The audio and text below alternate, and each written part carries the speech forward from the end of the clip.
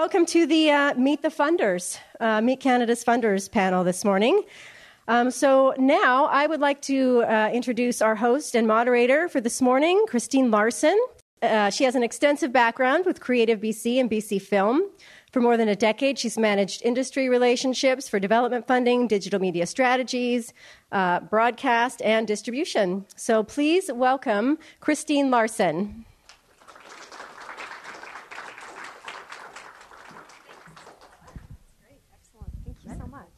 Okay, welcome everybody. We've got a full house today, and we've also got a lot of panelists, so we'll make it through, and we are hoping that we have lots of great questions as well. So I'd just like everybody just to come and sit down, and then we'll just go for it. I'm going to do a brief introduction to everybody, and then I will hand it over to them to talk about their funds. And again, this is the first time in this venue. I'm new to the board. I am vice chair of WebFest for this year, and very proud to be part of this organization. And I think Suzanne and Paul are doing a great job. We also have a fellow, Eric Lapointe's there too. He's our board chair as well. So I'll just go down the line here and introduce everybody. We've got Christine Chiu. Okay, Christine is an analyst in the development department at CreativeBC, and she oversees the Project Development Fund, Passports to Markets, and the International Industry Initiatives.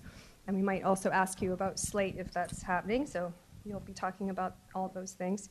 Prior to working at CreativeBC, Christine worked for 10 years in business affairs departments and in various film and television companies in Vancouver and Toronto.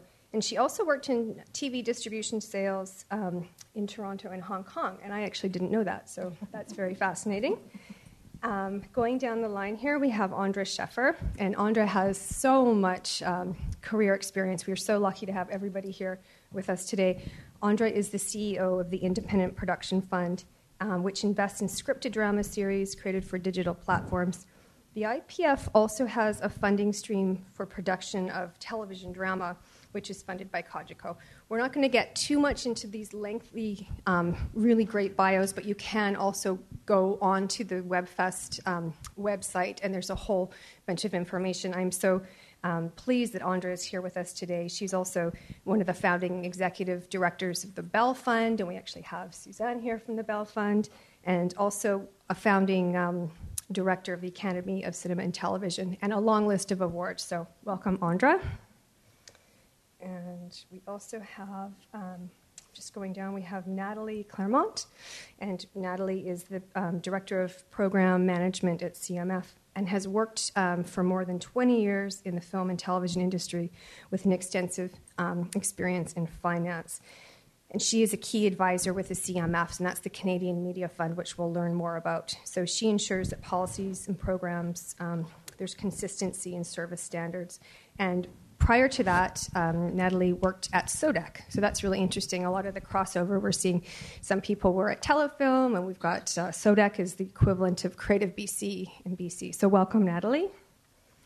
And we also have Elizabeth Friesen here. And she is the executive director of the Telus Fund. And Elizabeth has just a really neat LinkedIn profile if you get a chance to take a look. She does a lot of strategic project management. And one of the things that she says is, people call me when project success depends on collaboration across complex stakeholder groups. So Elizabeth is the executive director of the Telus Fund. She oversees finance, administration, operation, and program design.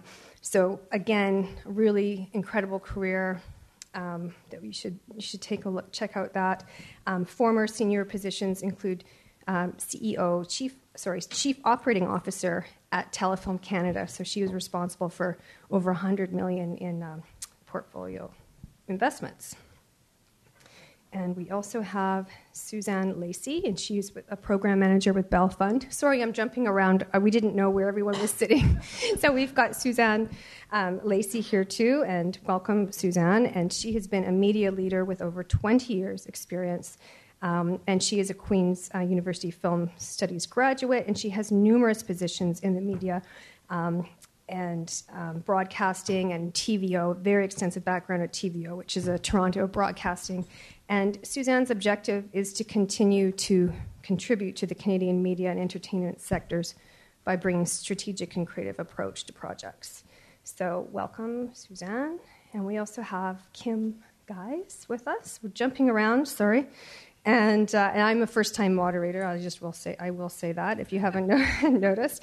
Kim is a director of local and original programming at Telus, and she supports the production and distribution of independent, community-created content and the development of programs supporting emerging talent in BC and Alberta, which just happens to be a multi-million-dollar portfolio. Kim is very passionate about enabling people from diverse backgrounds and experiences to tell stories that are meaningful to them and their communities. And Telus is definitely an innovator in that respect, and we'll learn much more about that. And since joining Telus, Kim has been playing a key role in their strategy and being a leader in our community as far as in community creative industries as well.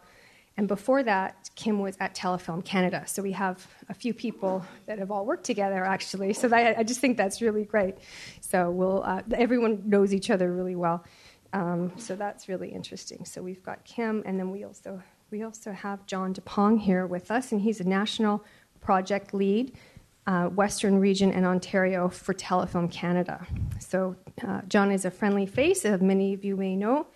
And he is based in the Telefilm's Vancouver office, and he's responsible for implementing and identifying regional strategies, partnerships, and special initiatives, and managing Telefilm's promotion program. And prior to that, John was also the Western Region Film executive for 12 years, where he was responsible for managing all of Telefilm's portfolio of feature films and development, production decisions, and then before that also worked in film production. And so we also have, last but not least, we have Nathalie Clermont, and she's... No, that's done. You're done. Oh, I don't. Done. Okay, so I'm just overdoing it here. Okay, so we have a lot to cover today, and one of the things to be most effective for us is we just want to see who's in the audience. So we are covering Canadian funding, so how many Canadians do we have here with us today? So, okay, great, because we know we're having a big turnout from people from all over international scope, so that's really great. So we are with our target here. And how many people from BC? Okay, great. And back Toronto or other provinces? Okay, great. And students, do we have any students in the room? Okay, great. Okay, so what we'll do is we'll just hand it over to our panelists, and they will go through talking about their funds, and I'll interject. We will have time for a Q&A, so we'll probably leave about 20 minutes near the end. So if you want to hold on to your questions or write them down, we'll go back to that. So let's start with Christine Chiu from CreativeBC. And Christine covers off on Project Development Fund and Passport to Markets and industry initiatives, and we'll just let you talk. All right, thank you. As Christine mentioned, one of the programs that probably you'd be interested in is the Project Development Fund, because that is the one that would give funding to web series. So last year, we collaborated with Telus on the Telus Story Hive 100K program. We're very happy to top that up. So that was very successful for us. We were able to fund more than 15 projects, and the funding that we provided was just over $15,000. Generally, the fund, though, if you're a feature or web series, it's up to $10,000 that you can fund. It is a market-triggered fund, so that means you would need to have somebody like Telus on board in order to access financing for it. Okay, yeah. That's really exciting. And how long has the top-up been? It's relatively new, right? For the Story Hive top-up, it was only for last year, but for web series, it's been for a couple of years since then. We have supported IPF series as well, and Telus Optic projects can also receive top-up funding from the fund. And we said Telefilm too, right? Yes, and then Telefilm, if you look, it's the Canada Feature Film Development Fund. I believe last year we started an initiative to get top-up funding as well, and that was up to $15,000. That's great. So you can see everyone likes working together, and so it's actually quite interesting. I looked at all of the shows that we're screening, and there's over 31 Canadian projects, and over half of them have touch points with all these funders. So either a combination of some. So you can really see there's it's very impactful what our panelists do for the community. So that's really great. And what about the marketing fund? So, and I know Banff is coming up, and there's a few bursaries that we'll talk about. Anything? Yes, exactly. So Banff is, we also have a Passport to Markets program. So that gives producers travel funding to attend certain markets, including Banff. And usually markets open up for applications about 6 weeks before the market date. So that one should be opening up soon. Okay, great. Yeah. So if there are other bursaries, like I know there's an IPF one, I think there's Story Hive, if someone applied for those, could they also apply for Passport to Markets as well? Yes, they can also apply to us as well. Maybe in terms of the financing, it might be a little bit less because of the bursaries, right. But we try to make it work so at least you get some support as well. Yeah. So if you've been, vetted by one of the bursaries, which everyone, they do due diligence, to receive your application, so you could also go ahead and apply to CreativeBC for another grant to supplement your trip. And that's a big one, and there's lots of, I don't know if anyone's on the Banff mailing list, it's probably a good one to sign up for. There's lots for web creators, and there's lots there. We of course want to see if there's anything new in the, any new nuggets or things that you can share with us. One of the, I'm new to the WebFest board, but been looking at, been aware of web series for a long time, because that's just the trend is where we are now, and it's digital is where we're going. But tax credits, so that's really cool, because I know when we first, I have a background at CreativeBC as well, and it was kind of like we were dipping our toes in a couple of years ago, and now are they eligible, websites? Yes. So I'm not a tax credit analyst, but I was able to Disclaimer. And Erica's here in the room too, so disclaimer. So if you have any detailed questions, please ask them. But I did go through that question with them. The short answer is yes. Web series can qualify for tax credits, at least for the BC FIBC, if you have an agreement with a distributor to show it within 2 years. And that could also include being shown, like you have an agreement with a film festival like WebFest to have it shown. So that's something to know. So that's very exciting. So of the the 31 projects that are showing, like there could be opportunities for people screening that they could apply for tax credits. If you didn't know that before, that is available to you. So if you have any questions about that, please feel free to ask our tax credit team. Okay, that's really something else. I mean, those tax credits really help you actually give yourself a salary. So that's really great. Okay, we'll move down the line. We've got Andra Sheffer here, and she is the CEO of Independent Production Fund. And I just, lots of accolades here and awards, and she's going to talk to us about some exciting things happening with the Independent Production Fund. So I'll let Andra take it away. So the Independent Production Fund has been funding scripted dramatic web series since 2010, when none of them existed at that point. We had a hard time even explaining to the board of directors what a web series was and finding examples. So it's amazing how far we've come in the last 7 years, really. The IPF actually before that existed as a fund that supported television drama since 1991. So it changed its mandate from TV drama to web series drama, basically. It's got an endowment, a $36 million endowment, and we use the interest off of that endowment. So it's truly an independent fund, and it doesn't report to any of the BDUs or distributors or anybody or government. So the board of directors, which is totally made up from the industry, makes all the eventual funding decisions, decides on what the mandate will be, all of that kind of thing. So since the very beginning, we've invested about $65 million in television and web series. In web series, we've done 114 of those for $10 million, $11 million roughly. We put it's production financing for web series. So you now actually have about 11 months before our next deadline. So whatever I tell you today, you got time to plan. Our deadline is usually March the 1st for applications each year. We go through quite a process. The initial March the 1st deadline is phase 1, where you have to give us a 1 or 2 page concept description and an audience engagement plan. And you have to produce a 2-minute trailer. And these go out to, we have about 40 jurors across the country who look at all these projects, get together, discuss them, and they get narrowed down to, from our original 175 applications we got this year, it was narrowed down to 30 who are shortlisted. Of that shortlist, those 30 projects now have to do a really detailed application, which includes scripts and schedules and budget, all the details of production.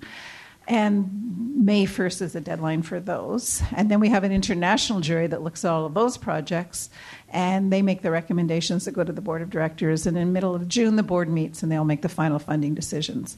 And we fund about, from that original 175, we'll probably fund about 15 projects. So you can see it's quite a rigorous, competitive process. But we put $150,000 into most of these projects, which means that most of them are now partnering with one of these other funds or tax credits or investments of their own, those kinds of things. There's some brand sponsorship. Money is coming from a few other places. But what we've discovered is with these web series is not a huge revenue model. Not a lot of them are making a lot of money, but it's becoming a really great opportunity for new, emerging, first-time filmmakers to get the experience, figure out what it's all about. It's a relatively controllable budget. You can do your own passion thing. You can make it happen. You can prove yourselves. And you can then pitch it to television if you want. So I think a lot of them are being used as pilots that eventually will prove themselves online, prove that they have a great audience, and then they'll be able to pitch them to television. One of those is happening. You may remember I was an award winner here a few years ago called Whatever Linda. Was one of the web series that really had relatively little exposure publicly because very early on there was interest from television broadcasters, and so they didn't want them to show the web series. But meanwhile, it went to festivals, it won awards, it had huge critical acclaim. Everybody's heard about it pretty much, and now it's 3 years later, and they are still pitching it to broadcasters. They've had some really close calls. They almost got it, and then they didn't. They just won the competition in Cannes Série, which was for development of a web series into a television production. So they're still really working that one. So those are the kinds of things people are doing with web series now. We're seeing a lot of learning going on. Also on our own website, if you go to ipf.ca and look under resources, you'll find that we have a lot of information there that can be really useful for web series producers. There's templates for things. There's a Be Discovered marketing manuals. There's all sorts of things. So I encourage you, if you are thinking of applying anywhere, there's probably some good information there to help you.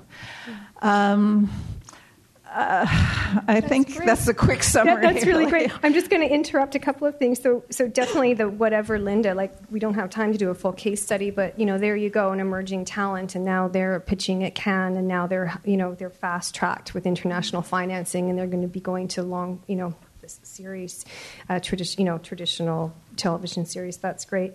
Getting also with the resources, I noticed on some of the fund applications, you have to like if you're going to go for a second round of funding, you also need to prove that you've got an audience and that you have fans.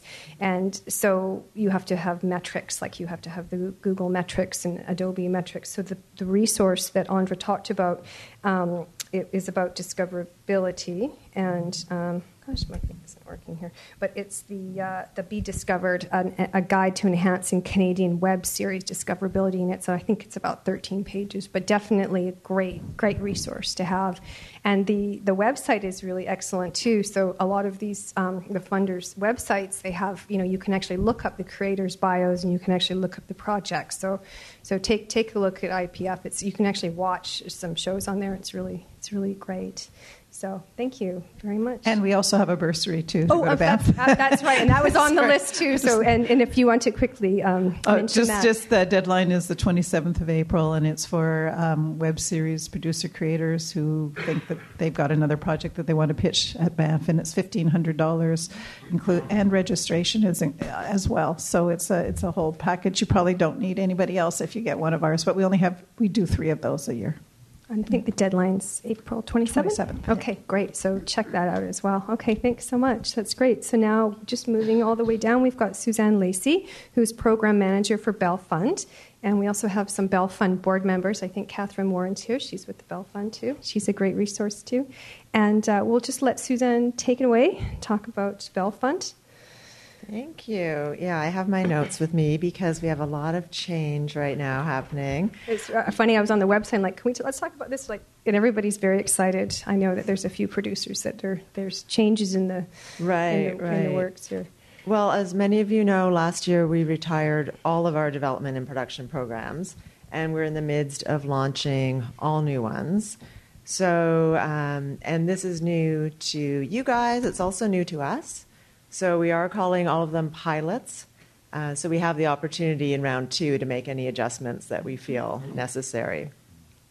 So of the 4 programs, I'll just touch base quickly on TV because it probably has less relevance for this crowd.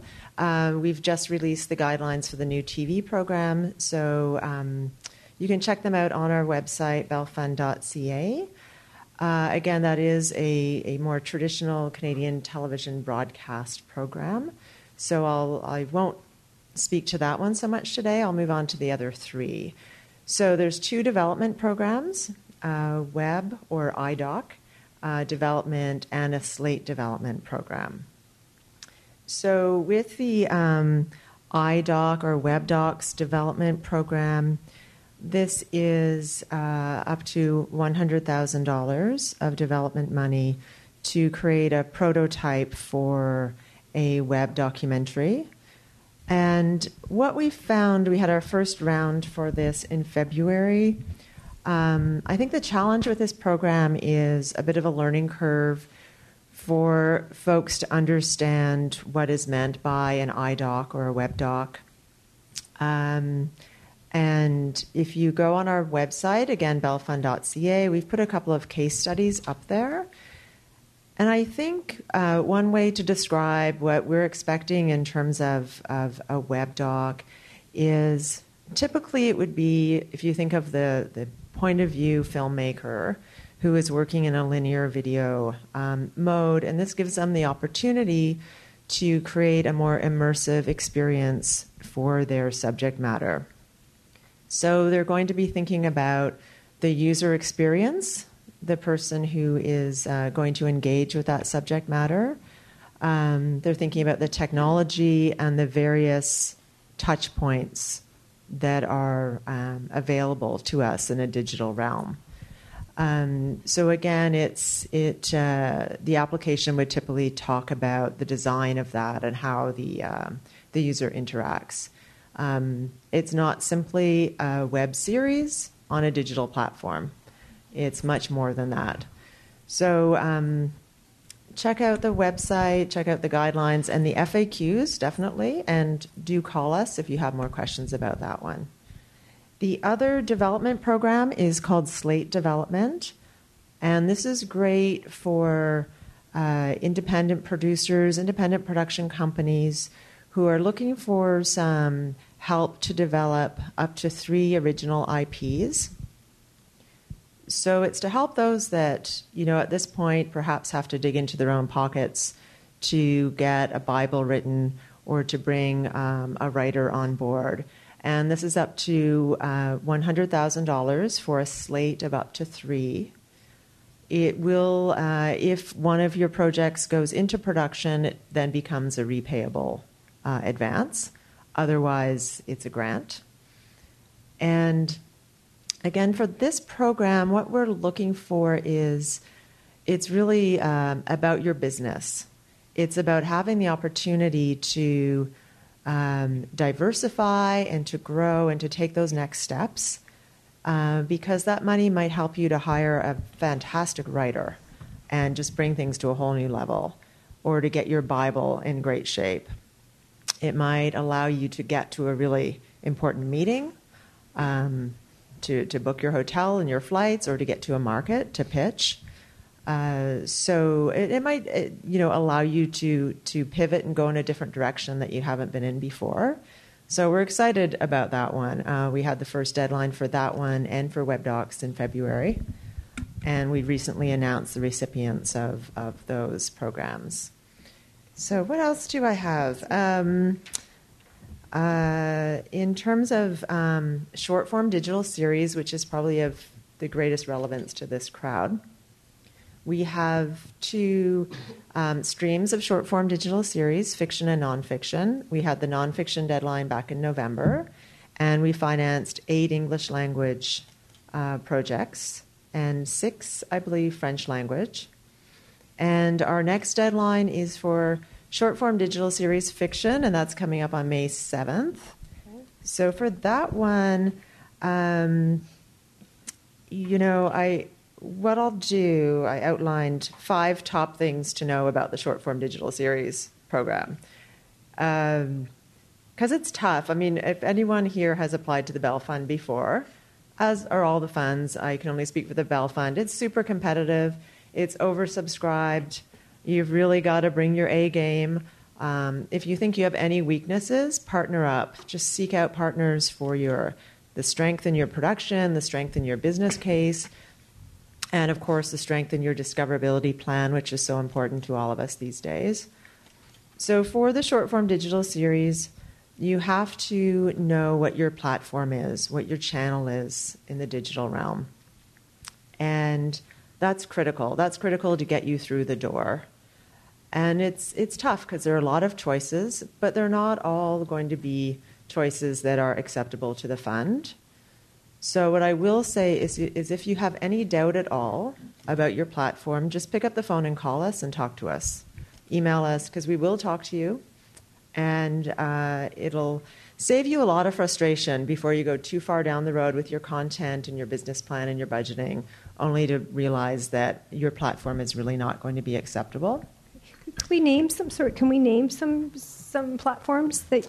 Well, one of the options is, a broadcaster's digital platform is acceptable, and there wouldn't be much question about that if it's a CBC.ca, for instance. But where it gets tricky is where you have self-publishing sites, for instance, YouTube or Facebook. Then we start to look at, is it a digital platform that would typically commission content and that would grant a license agreement for digital distribution? Or is it a self-publishing site like your YouTube channel? They're all acceptable as long as they are digital platforms accessible to Canadians. They are acceptable, but we have to make sure that it makes sense for your project, right? Because ultimately we want you to succeed. We want your series to be seen and for people to enjoy it. So we're going to look at things like, does your channel feature series right now?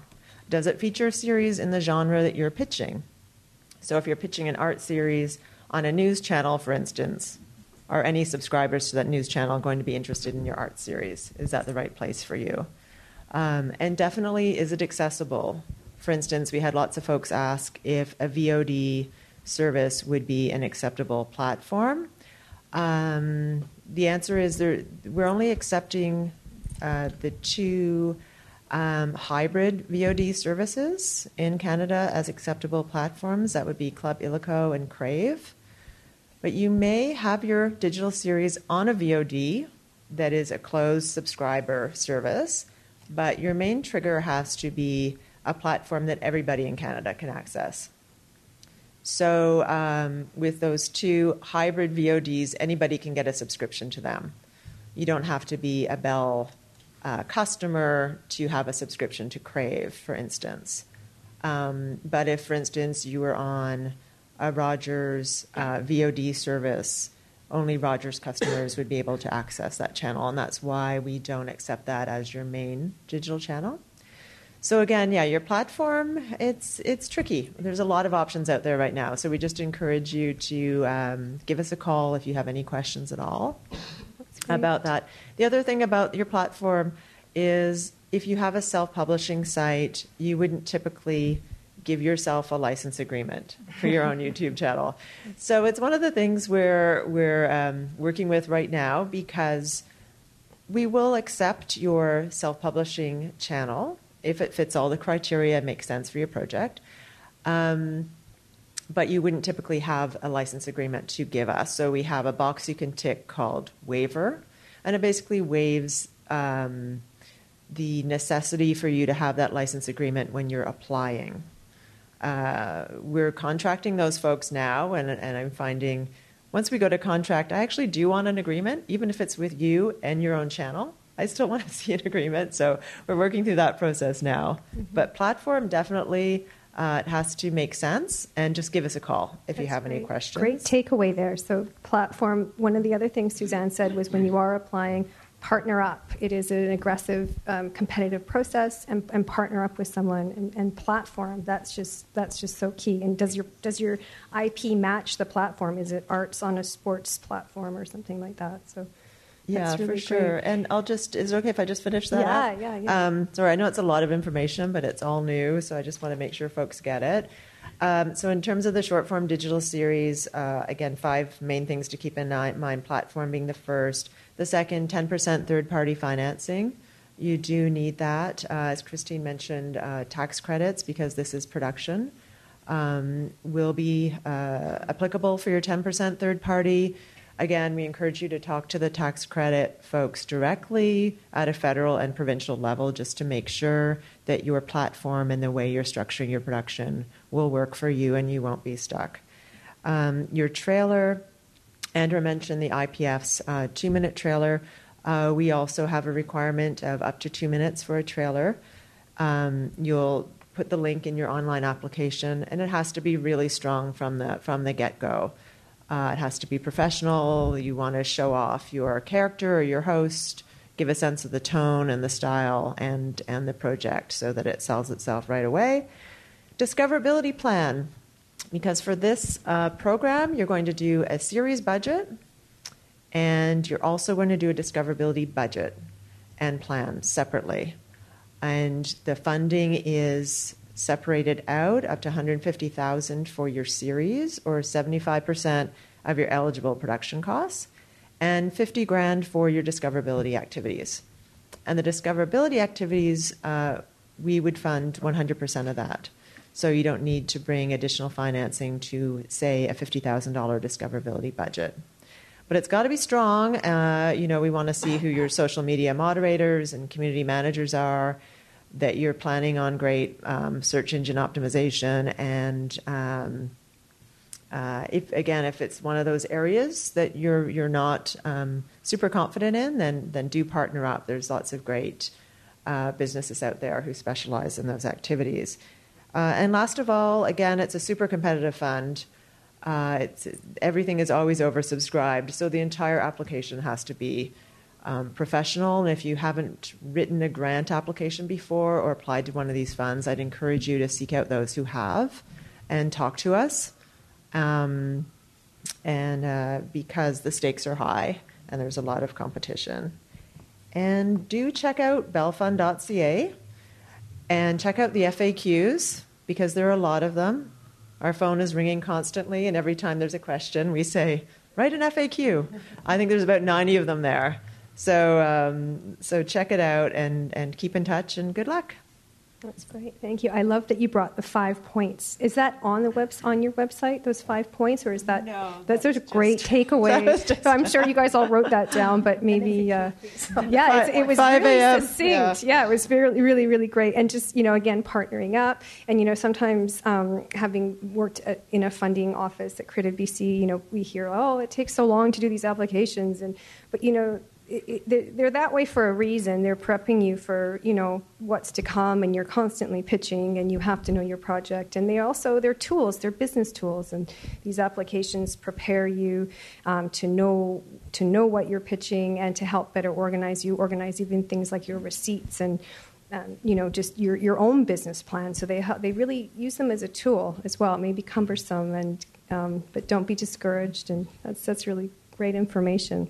So thank you. So we'll go down, and we've got CMF here. We've got Nathalie Clermont, Director of Program Management at CMF. And for those of you who have not been on the CMF website, check it out. It's one of my favorite websites. When I was at CreativeBC, I could just so easily find out the funding. Like, we would always be researching like who's getting funding and what region and what stream, and it was such a great database. Like, I even just out of curiosity, you kind of want to see what's new and interesting. And but I'll let Nathalie go ahead. Thank you very much. And the website is managed by Maurice Boucher, our Director of Communication, who is here. So I'm sure he's pleased to hear that. Thank you very much. So great. We used it all the time. You can just see. Yes. It's good. It's really good. For those who don't know us, the Canada Media Fund is a funding agency operating across Canada thanks to our funding supporter, the Government of Canada, through the Department of Canadian Heritage, and by the cable, satellite, and IPTV Canadian contributors. We are able to support television and digital media content made for all other digital platforms. And we do so through many different programs. And obviously, we support web series in many different ways. So the most obvious one would be the web series program, which is dedicated for web series in particular. And this program is running, it's the third year this year that we are running this program. We are focusing on second season and older season or projects that have multiple seasons, not first seasons. So to be eligible, you have to demonstrate that you have market interest, that your first season was successful with the metrics you have or the prices you won or everything that you can demonstrate to us that you've been successful. We are supporting drama, children and youth programming, and documentaries since last year in this program. Documentary is new, and we haven't received a lot, so you know. And we are able to give up to $250,000 by projects, or up to 60% of your eligible costs. Our budget this year, again, is $4 million, so we are able to support a certain number of projects. The first year, we had $2 million. We supported the 10 projects, and last year we doubled the budget and we supported 16 projects, but the demand was much lower last year. What happened? I don't know. I don't know if it was the first or the second year that was the anomaly, but we invite you to submit because there is money at the CMF for web series. It's a selective process, so very competitive. Maybe 35-40% of what we receive is supported, at least overall. It was the case for the past 2 years overall, and if the evaluation grid is published in the guidelines that are available on our website. I forgot to take with me the application dates, but we launched all the programs 2 weeks ago, so I don't know them at the tip of my fingers. It's November, 18th? So you don't have November to run out of this room to get your application prepared. Don't worry. But it's in November. I will have it if we talk later on today. So this is the main program for web series. However, we also support interactive web series through our experimental stream. We don't receive a lot of interactive web series. There were some of them at the beginning of the program in 2010, 11, 12, let's say. The success were not as great as we expected, probably, and we don't see a lot these days. But if you ever have an interactive web series, know that you can apply to the experimental stream.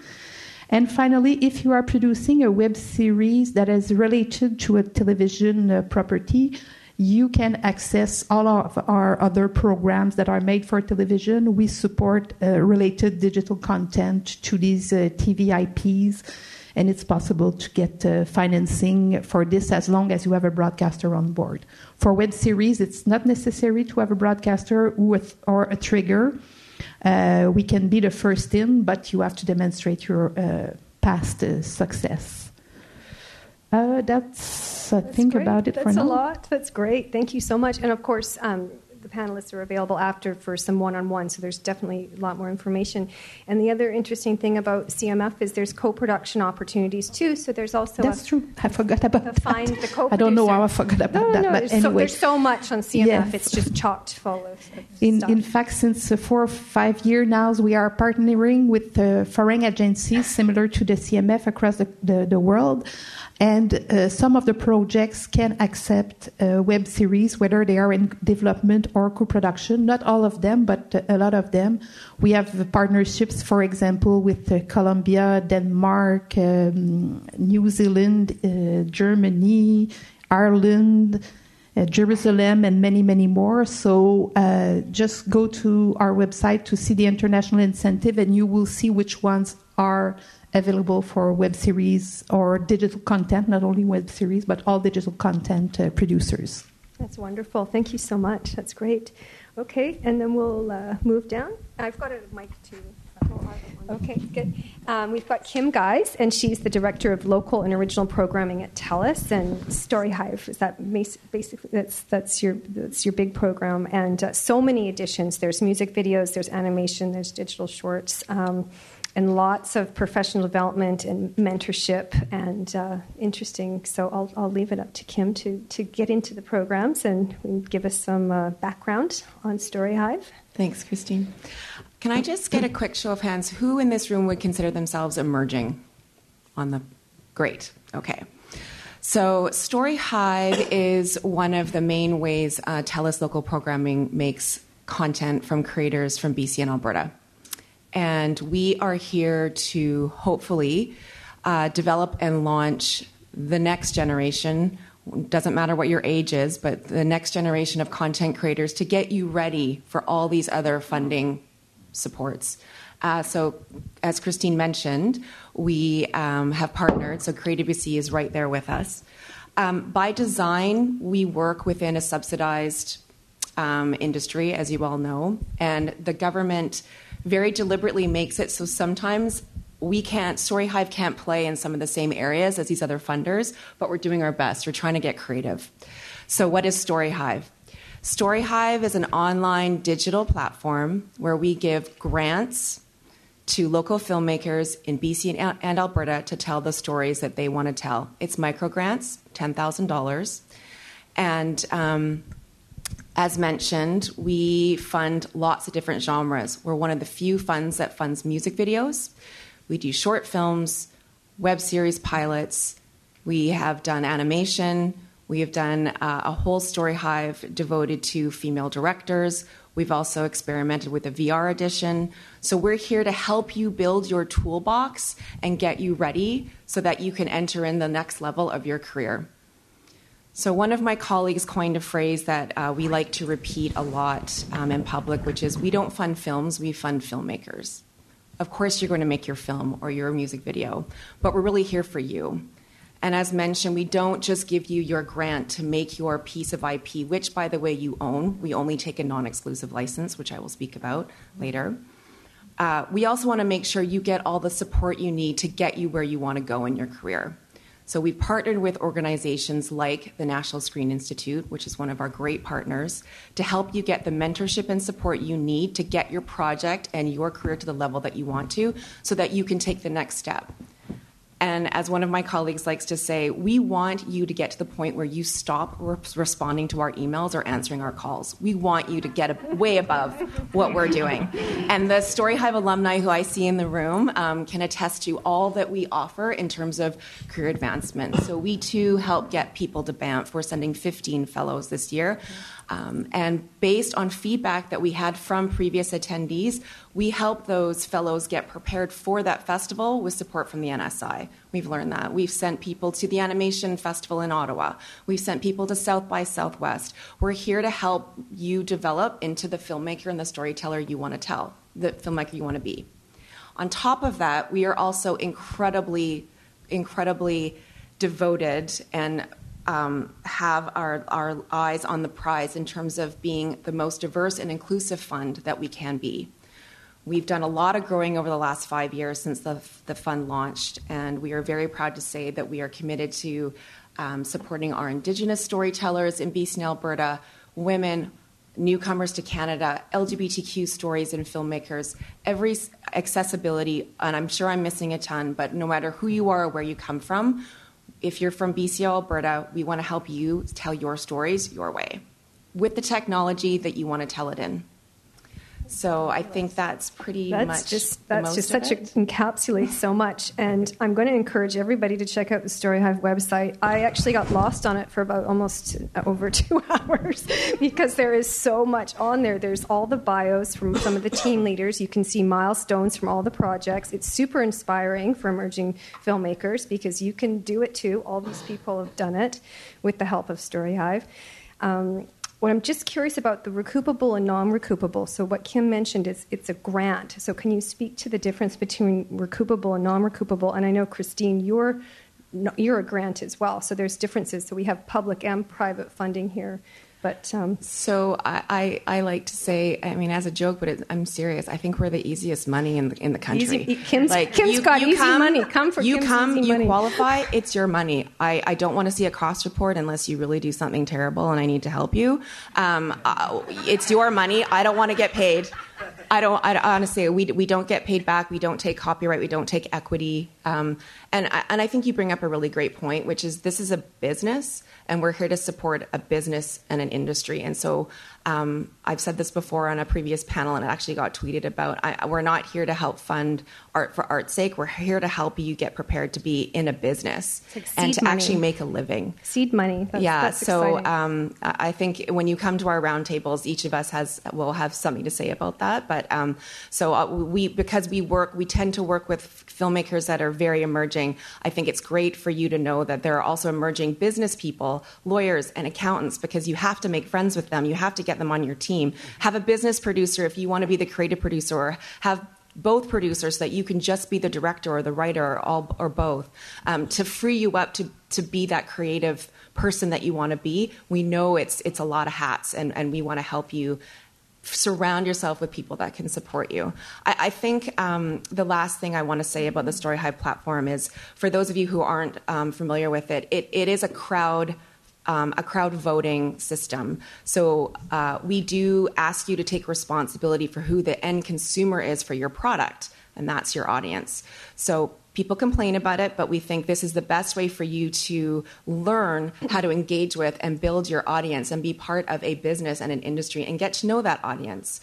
Our decisions are made not just by the crowd votes. We also have a jury system, because we do know that for many people of color and other diverse filmmakers, you might not necessarily have as large of a social media presence. So that is why there's also a jury there to ensure that our decisions are not just a popularity contest. That's excellent, especially in this day and age. We have so much to learn about, so much more to learn about diversity, and what a great example. So hats off to Telus, Story Hive for that.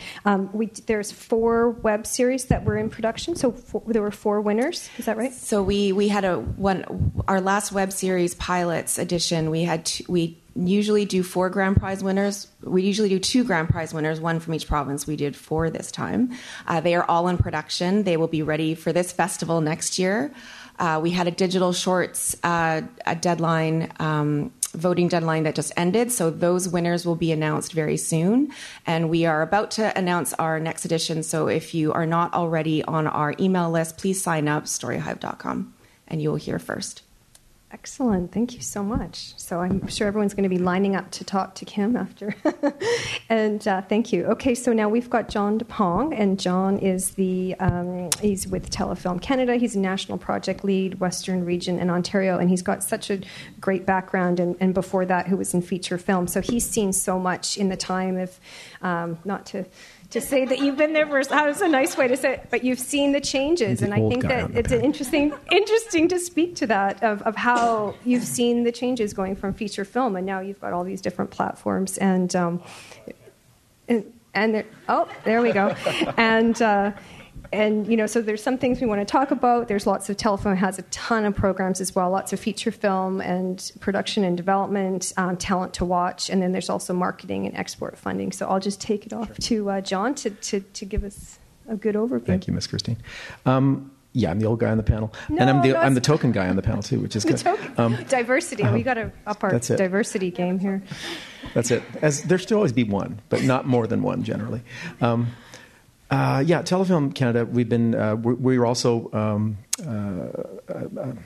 government arm's length Crown Corporation. Canadian Heritage is our boss as well as CMF. It's a different partnership. It's a different thing altogether. Our core business is still feature film. It always has been. We're 50 years old. This was our 50th anniversary last year. And as Christine said, we have a whole suite of kind of programs primarily focused around feature film, but we're also involved in a lot of international activities. Our website's pretty comprehensive. It's just telefilm.ca. Won't go into all the programs because you can do that yourselves. My sense is that most people here would be more interested in our Talent to Watch program, which is the one place where we do finance.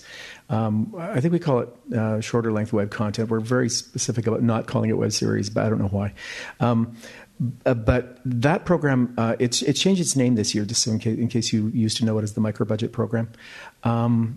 It is very much an emerging artist creator program. We're calling it Talent to Watch because we expanded it this year. We started the micro budget program. I'll just back up a little bit, about 6 years ago now. And I think it's been much more successful than we ever imagined it would be.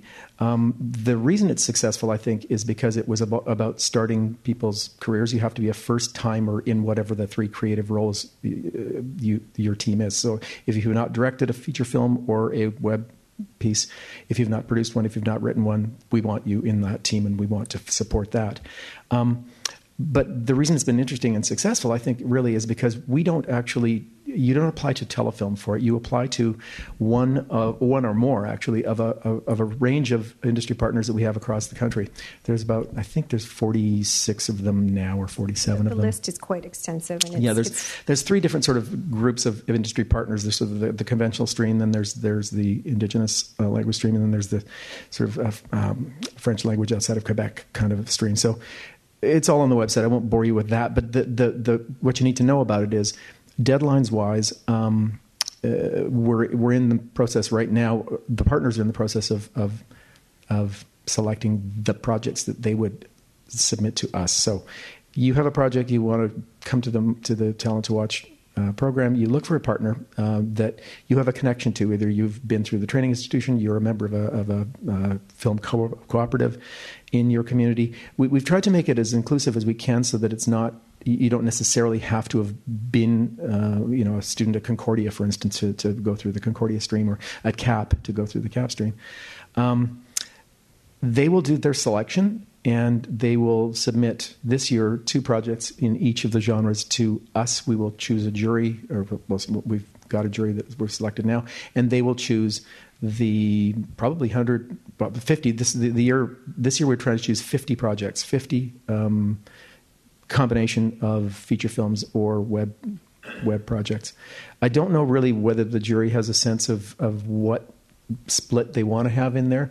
In years past, I think it's probably been primarily feature film focused, but I think it's becoming much more. I think they're getting more web applications.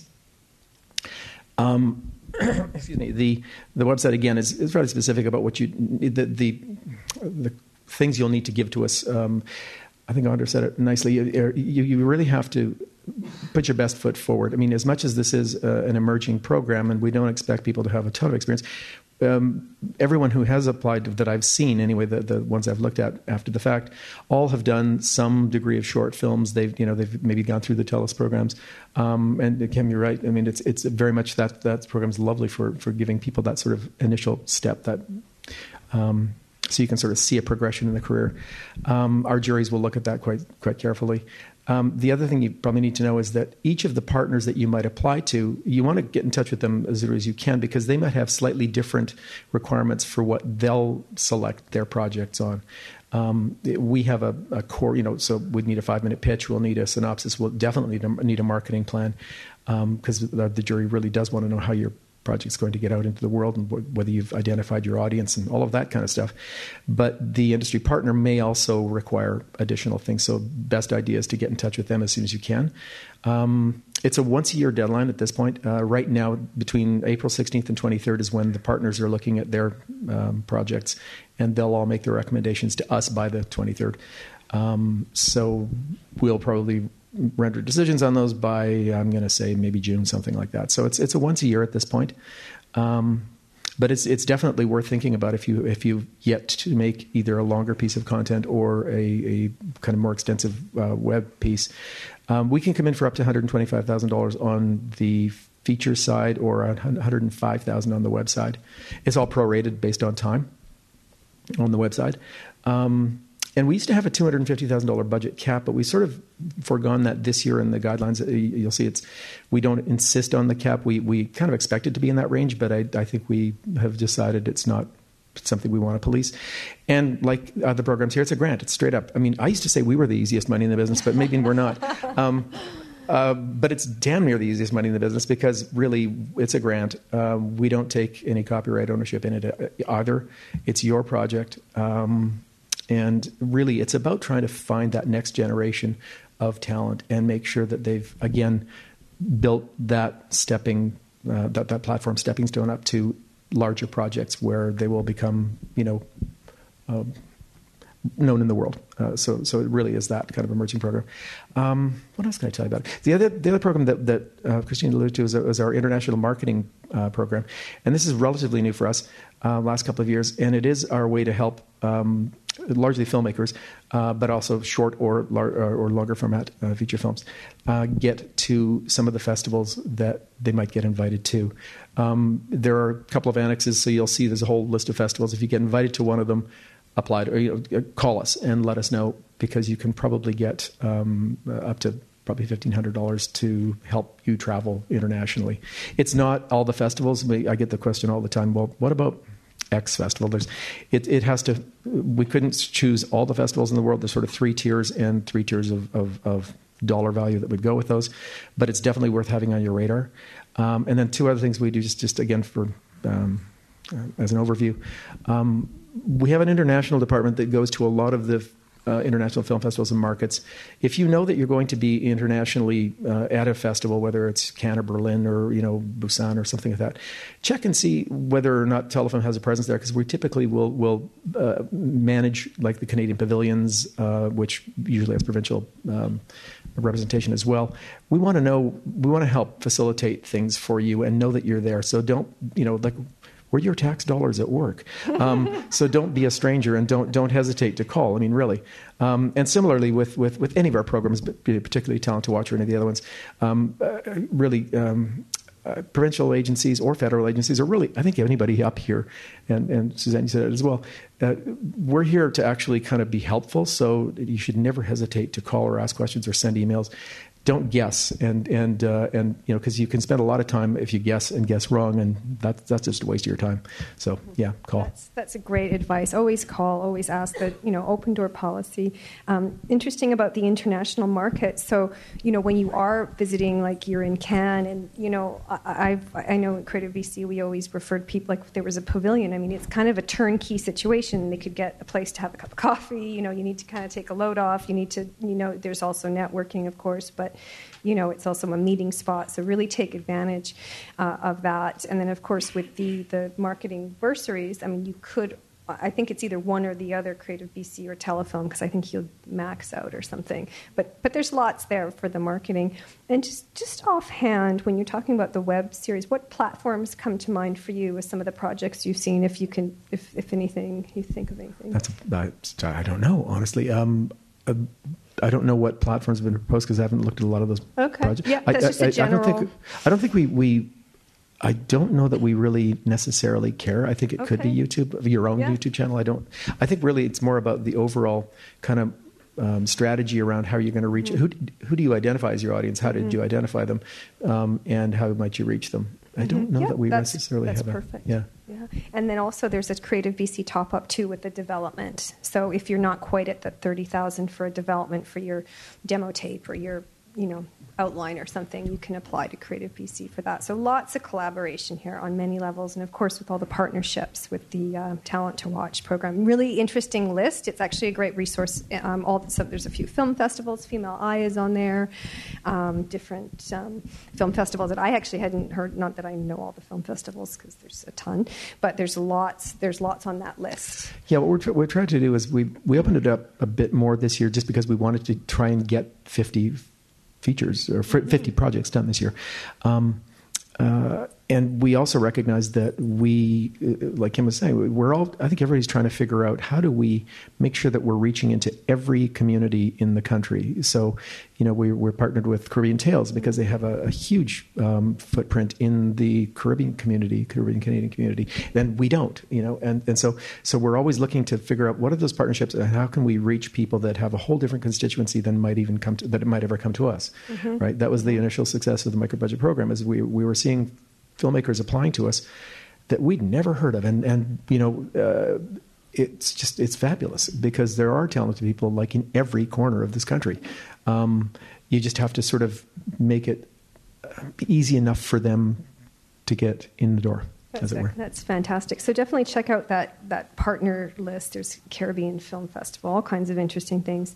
And I think we also have to be very thankful that we live in Canada, that we have access to public and private funding. I mean, we have neighbors, countries south of the border that may not, their arts funding is getting cut. And, our government and our community place such a high regard to our creative industries, especially with Minister Joly. So I think we should all be very thankful that we can sit in this room and have these people with us to speak to that. So thank you, John. That was just great. So more free money from John there. That's good. We like the free money. Show us the money. And then last but not least, we have Elizabeth Friesen, and she's the executive director of the Telus Fund, which is different from Story Hive and where its focus is wellness and health. And it is I'll just say the mandate for the Telus Fund, because it really kind of knocked my socks off. I'm really into wellness, and I loved the mandate and the strategy. So the Telus Fund, a fund that it funds exceptional content that promotes the health and well-being of Canadians. The strategy, telling stories that appeal to our emotions, change our perceptions, stimulate empathy, and share knowledge in an entertaining way. So that's a lot to think about, and I will hand it over to Elizabeth. Well, she's pretty much covered it. So after you've emerged from Kim's program, you're welcome to consider the Telus Fund. We're looking for content, programming in particular, that has the potential to influence the health choices of Canadians. So we have about $4.5 million per year to select 10 to 20 projects from across the country, English and French. We have some barriers to entry that are much higher than Kim's. We are looking for you to partner with expert health and wellness organizations. So you will have already been in contact with these organizations, and they've demonstrated that it's important for your content to be made, that program has the potential to positively impact Canadians that are dealing with that health issue. Then you'll have attracted a distribution platform.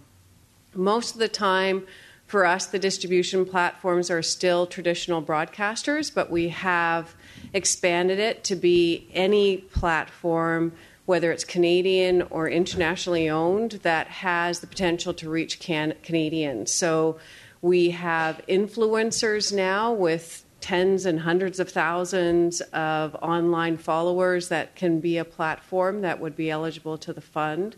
One example would be a project that I believe is going to be talked about a little bit here called Fast Health, which is on Brittlestar's platform. We also have feature films. It could be scripted, unscripted. It could be a web series. It could be a documentary one-off. And then if you've got the expert organization and the distribution platform, we're also looking for third parties to be involved in the project so that you'll have obtained at least 10% of financing from third parties. So if you're able to put together those three organizations that are in support of your project, then you're welcome to apply for development financing anytime between September and May. For production financing, we tend to have 2 or 3 deadlines per year. And then we also have discoverability financing. So if your project has already launched and you have measured success, you're welcome to come in and ask for discoverability funding to help expand the audiences and expand the impact.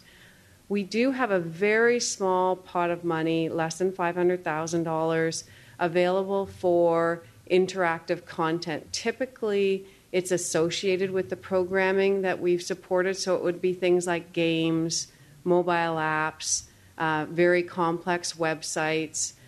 Just to give you a few examples, we did Addiction the Next Step, which is a very complex website that helps you, those who are struggling with addiction or the families of those struggling with addiction, to get resources, and it's full of all kinds of programming. We've done a mobile app called Risk Factor that goes along with a documentary to assess the level of risk you have in your life. One Sweet app, which is looking at sugar consumption. So a number of apps that go along with the programming that we've helped to finance. So we're excited about doing some e-learning tools, curriculum, that type of thing through that small pot of money. So go check out telusfund.ca where you'll find more information and sign up for notifications where we'll let you know what's coming down the pipeline. That's great. Thanks, Elizabeth. And just to reiterate, just verbatim off the website, so not just, mainstream projects, but funded projects include web series, VR content, mobile apps, interactive websites, games, educational toolkits, e-magazines. So that's really exciting. That's opens up a whole new way of consuming the media around health and wellness. And I had a question. I'm curious about this. So when you talk about a health expert, can you give an example? Is it a doctor? Is it like a somebody? What are a couple of examples of who these health experts would be that you have to have? That is, it's mandatory that you have that. Yeah. So let's say you're doing a fitness show. Maybe your health and wellness organization would be ParticipAction. So you've been in touch with ParticipAction. They're willing to write a letter of support. They're behind your content, and you include that with your submission. Maybe you're doing a really interesting documentary on a breakthrough drug for stroke prevention.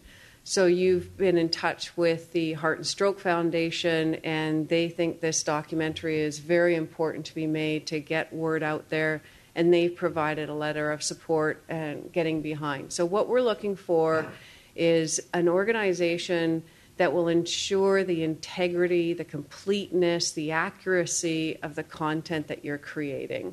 So they will have a role in overseeing that for you. Okay, great. That's excellent. Thank you. So we've heard a couple of terms been tossed around, like discoverability, and I'll just go back a step. We've got, for the emerging filmmaker, we've got CreativeBC and Telefilm, and we've got Story Hive. And then when you get to that next stage, you're actually going to have to start proving your discoverability. So that's something that's kind of a takeaway that I learned. And then there's that great paper on the IPF website about discoverability. So we're coming to the point where we're going to be doing questions and answers, but I just wanted to get a quick, riff on, are we excited about what's coming down the digital pipeline? Are we excited about it? We hear news that Netflix is investing $8 billion in streaming content, original content. There's also a stat that don't quote me on this misquote, but the new studios, the studio system's gone away. It's Amazon, it's Hulu, it's YouTube, it's Google, it's Facebook. So how do we feel about that? Are you guys excited? Are we embracing it? And just from all of your diverse careers and backgrounds, does anybody want to just have a... Well, I'll speak from Telus Fund's point of view. We're super excited about it because we know that Canadian broadcasters' health and wellness programming is not front and center for them. So now that we have gained greater flexibility in order to be able to work with alternative digital platforms, it's extremely exciting. And we can also measure the impact of that programming. We can see who's engaged with it, who is forwarding it, who is like you can see so much more about the positive impact of that programming. And so for us, it's great. We love it. Especially with VR and everything. And please go ahead. Yeah, I think we have to embrace it because the audiences are. So if we are not there, if the Canadian content is not there, they will find other contents elsewhere because it's so competitive and there's so much opportunity for you. You have more clients in some ways now than the usual traditional broadcasters who are taking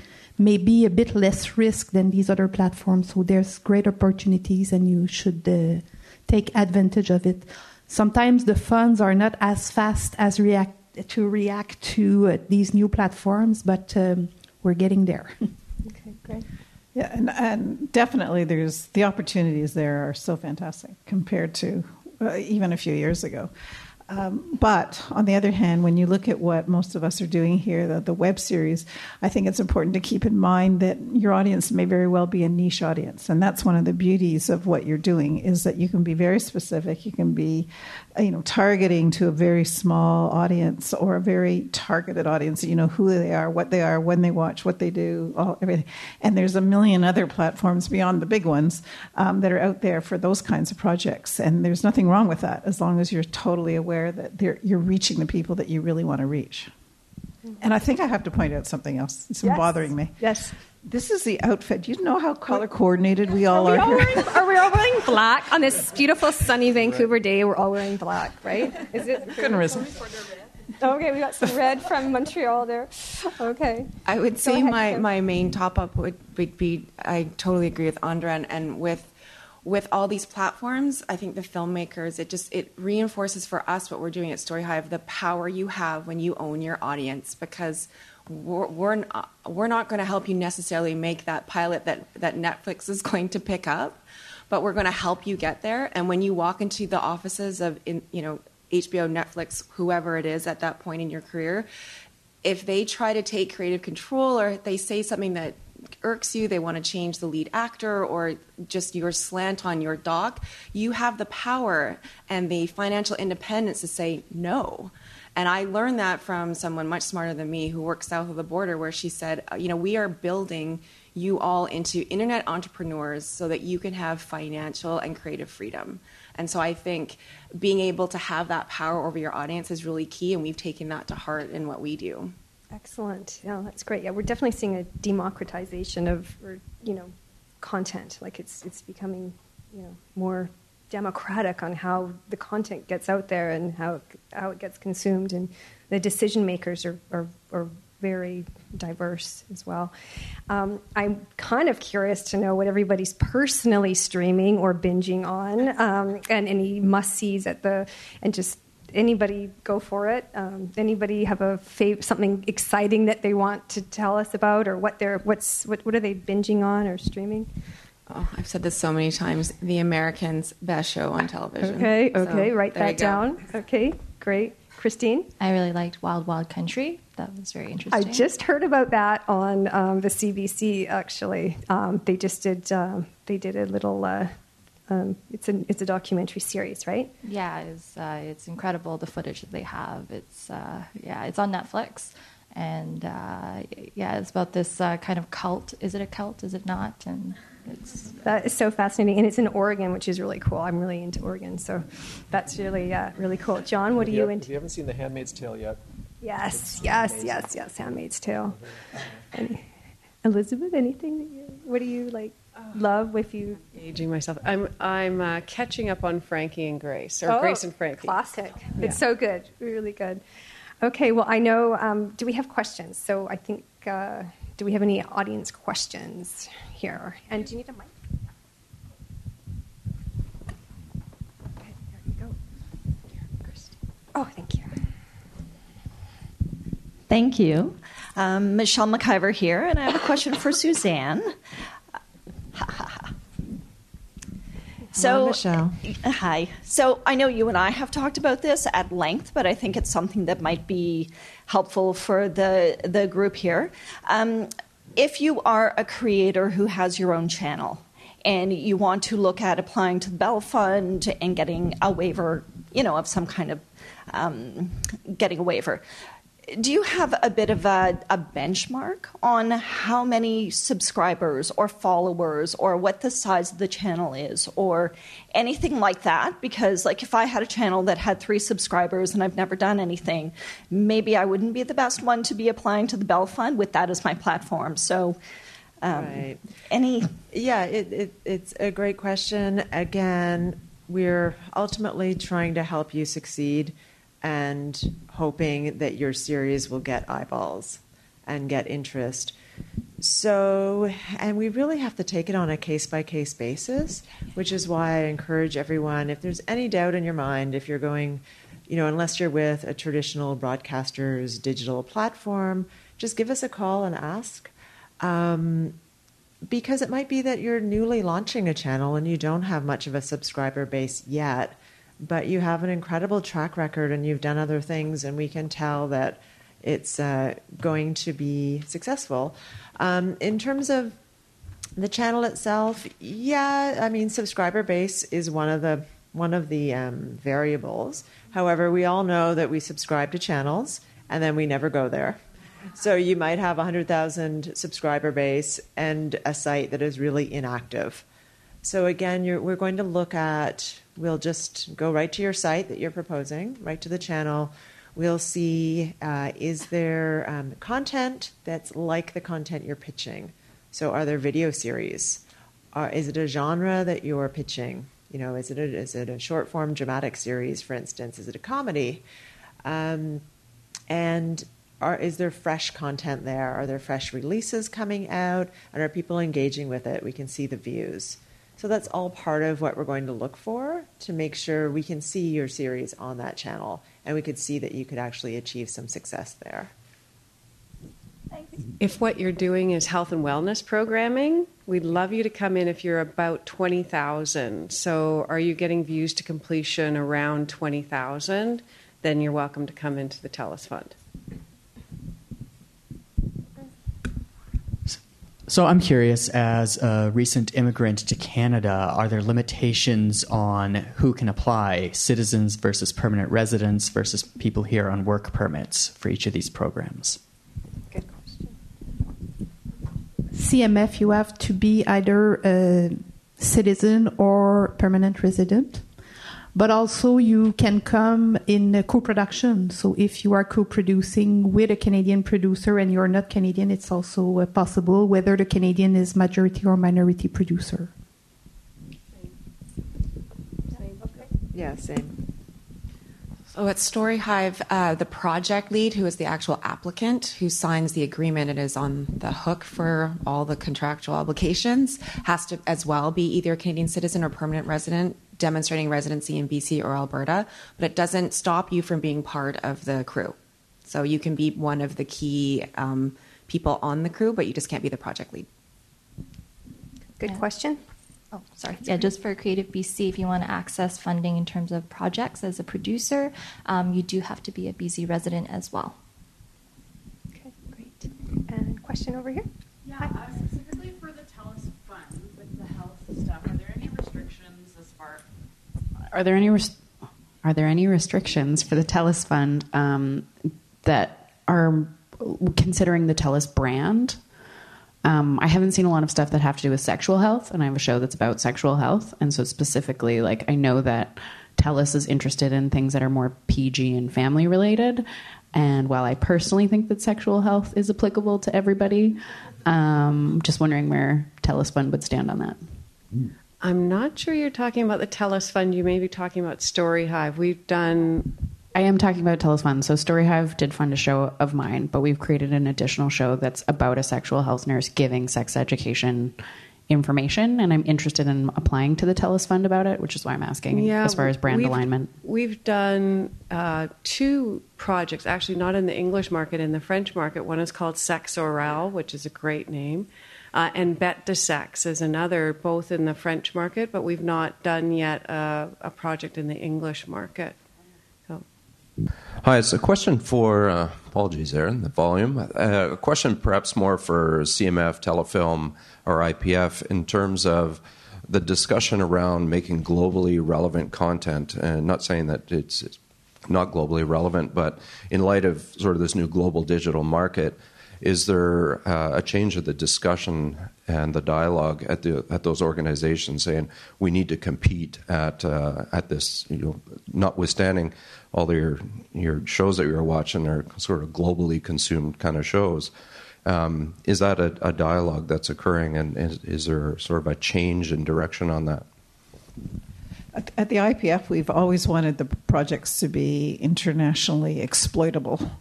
Mainly because we just want audiences. The Canada is no longer the boundary, and the world is. And why not make things that are going to be appreciated worldwide? We can still do things that are going to be more interesting to Canadian audiences, but generally, if you're going to go through all this effort, you might as well do something that's going to be useful to everybody. So it's not that the dialogue hasn't changed. It's just we've always been focused on the audience. Who's out there, and where are they? And it's usually the world. So, yeah, same for us. In fact, we no longer require flags and beavers all over the place like we may have done 15, 20 years ago. We are very present on the international market, showcasing the Canadian content and showcasing the creators as well.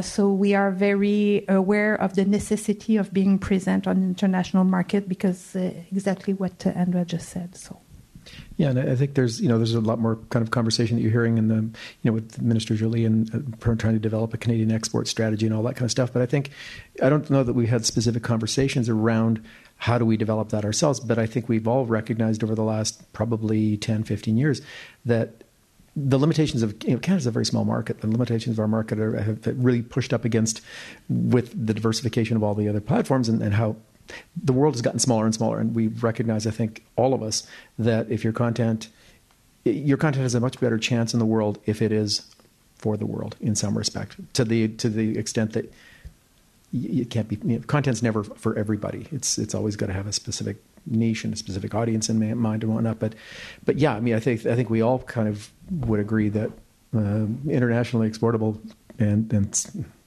relevant content is probably where we all want to be. Yeah, and we also, we administer the certification process for the Canada's 56 or 7 international co-production treaties as well. So we have kind of a formal approach to that whole international side too. All right, thanks. Because at times there's been critique that some of the programs sort of contain the creator to make it a little bit more Canadian content than they would wish to. And it's been a while. Yeah, no, I don't, in our case, no, I don't think so. Well, that's good. But we do have the point system with the features and things to tap. Yeah, but the point system is for the creator. It has nothing to do with the content itself. That's right. Great, thanks. Hi. This is a question for IPF, Andra. For the scripted web series, does it have to be original IP? The discussion was kind of like that web series. The main purpose of them is to launch careers, but I'm also interested in multimedia platforms or transmedia within IP that's already been produced in another form. And so would the IPF fund be applicable? Yes, you can do it based on a book or on a play. That's okay. The issue is that you have to own the IP from the point of production of the project. So that the reason for that is that we all want to be able to participate in revenues and success and whatever. So the series itself, you have to own the IP. It has to be all yours, but it can be based on an underlying property. But not like an underlying property that is also screen-based media, like a TV series that then has a spin-off web series? Yes, we'd have to check the rights in the chain of title for that because, again, if we're going to recoup on the success of the series, do we get to recoup on all of it, or does the underlying property have rights to recoup as well? So you have to own it, and we'd have to really look at that one a little bit, make sure. Recoupment is an important thing for the equity investors among us. So we're an equity investor, CMF's an equity investor, and Telefilm. So for us, we want to share in your financial success as well as all your other successes. So you are looking for sales and revenues, and we do look into that for recoupment, and that's why ownership is going to be really important as well. Okay. However, we only recoup when there's revenues. If there's no revenue, you don't have to give us the money back. But if you are successful, we want to share the success with you financially. So speaking of recoupment, any advice for people on different areas they could think of where they might be able to generate revenue off their web series or platforms? That's the $1 million question. Of all the web series we funded, there's probably about 20% that have recouped something, and probably about 2% that have actually recouped significantly. And it is true that it's really hard to generate revenue from the web series, which is why more and more we're leaning towards web series becoming pilots or trading grounds. They have all sorts of other value rather than revenue value. But the ones that have been successful have sold to platforms where there's actually been a license and they've made money. They've sold to Air Canada. Air Canada, by the way, you can see the best Canadian web series on Air Canada now. It's really great what they're picking up there. Storyhive has a whole thing. It's fantastic. Yeah. There's been some merchandising. It's in little bits and pieces of money, but probably the biggest has been selling it to a platform or a television platform. So several of the web series have been edited together into a 1 hour or an hour and a half movie, and they've sold directly to a television broadcaster and had a license. But it is very challenging, no question. Don't do it if you want to get rich. Sorry, quickly, I know we're almost done. So then if the web series, for example, if I did a pilot with IPF funding and that web series pilot was picked up for a TV series, then IPF has equity in the TV series? It's not equity in it, but we share. We become part of the budget as if we were created by. So if you do a television production, we get 1% of the budget of the television productions. That's recoupment there. Okay, great. Okay, so we're getting close. We're going to wrap. I want to just quickly, before I thank everybody here again, there's 31 Canadian projects being shown over the course of the next 3 days. I'm just going to quickly shout out a couple that are funded by these folks that we've been talking to. So Brewster's, and I may miss some, so it was done late at night, and it was just a quick survey, but there's more than half of what's being screened have touch points here. So we've got Brewster's, Telus Storyhive, Daisy and the Gumboot Kids, Bell Fund, CreativeBC, Fast Health, Telus Fund, Girls versus the City, Telus Storyhive, House Call with Dr. Yvette Liu at Telus Fund, Inconceivable, CreativeBC, which would have had a trigger, which I couldn't find that, Storyhive, okay. And that's you? No. Oh, okay. Okay. Okay. Naturally Ours, Rediscovering Canada's Parks, Telus Storyhive, Naturally Salt Spring, Telus Storyhive, Save Me, IPF, Spiral, CreativeBC, which would have had a trigger, and pardon my not very good French, but Terror 404, which we went 404, which was CMF, Dangers of Online Dating, CreativeBC, The Drive, CreativeBC, Welcome to Surrey, Telus Storyhive. So we've got a lot of touch points here. So again, thank you so much. Big round of applause for everybody.